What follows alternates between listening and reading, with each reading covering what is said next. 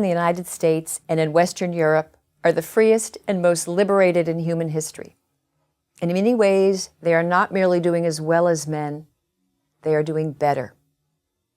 Women's emancipation is one of the glories of Western civilization and one of the great chapters in the history of freedom.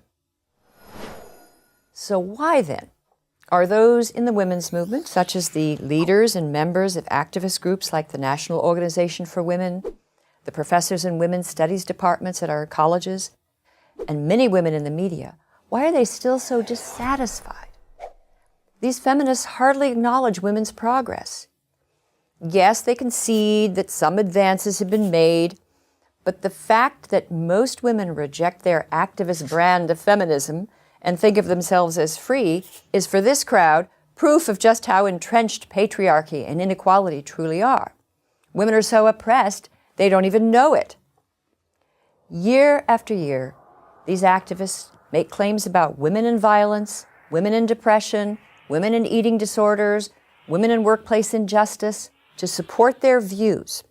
Over the years, I have looked carefully at many of these claims, and what I have found is that much of the supporting evidence, mostly victim statistics, is misleading and often flat out wrong. Consider the issue of the so-called gender wage gap. How many times have you heard that for the same work, women receive 77 cents for every dollar a man earns? This charge is constantly repeated by feminist activists and their supporters. Yet it is so deeply misleading as to border on outright falsehood. 23-cent gender pay gap is simply the difference between the average earnings of all men and women working full-time. It does not take account for differences in occupations, positions, education, job tenure, or hours worked per week. Now, wage gap activists and groups like the American Association of University Women or the National Women's Law Center, they say, no, even when you control for these factors, women still earn less. Well, it always turns out that they have omitted one or two crucial data points. Take the case of doctors. On the surface, it looks like female physicians are clearly victims of wage discrimination. They appear to earn less for the same work. But dig a little deeper beneath the surface, and you find that women are far more likely than men to enter lower-paying specialties like pediatrics or family medicine than higher-paying cardiology or anesthesiology. They are also more likely to work part-time. And even women who work full-time put in about 7% fewer hours than men. Women physicians are also far more likely to take long leaves of absence, usually to start a family. Now, there are exceptions, but most workplace pay gaps narrow to the point of vanishing when one accounts for all of these relevant factors. Now, how do the women's advocacy groups react to this? They insist that women's choices are not truly free. Women who decide, say, to stay home with children or to work fewer hours or to become pediatricians rather than heart surgeons are held back by invisible barriers or internalized oppression.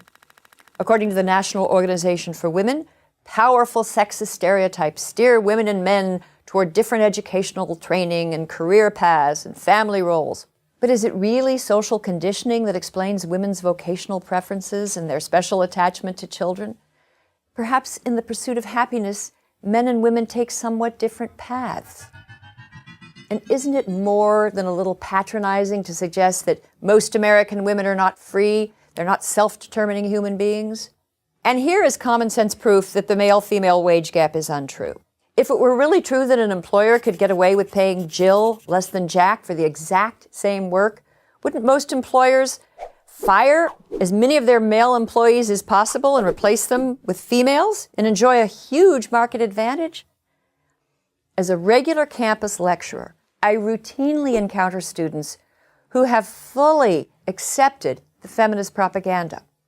American college women are arguably the most fortunate, liberated beings on the planet, yet in their feminist theory classes, they're likely to learn that they are put upon and tyrannized by men. And the more elite the school, the more advanced the degree, the more likely they are to take such feminist propaganda seriously. But this doesn't have to continue. The time has come for young women to take back feminism, reform it, correct its excesses, repudiate the victim propaganda, get rid of the women are from Venus, men are from hell storylines, and begin the arduous task of correcting almost 3 decades of feminist misinformation. And women who are plagued by workplace injustice or sexual violence